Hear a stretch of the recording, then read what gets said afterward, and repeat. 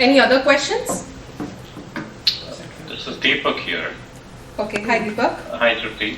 I had one question. It's regarding the knuckle cracking or the neck cracking, what people usually do. So is it a good thing or is it something what you need to avoid? What's your thought on that? Okay, so the knuckle cracking is, it's actually the sound that we hear is because of the breakage of the nitrogen gas bubbles in our body.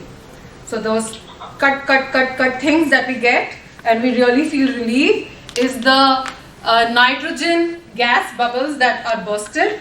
It obviously relaxes, but too much a habit of it is not good. I would not recommend it to do it deliberately. Maybe once or twice it's okay, but too much can obviously stress the joints and produce muscle imbalances. So I would not say on a regular basis, but yeah, it's a form of relaxation that body adapts, and it's just nitrogen bubbles. But if there are muscle imbalances already existing in your hands and wrist areas, you might have more. You might have this more weakness problem or tendency that you do it. I hope I answer you. Yeah, I did. Thank you.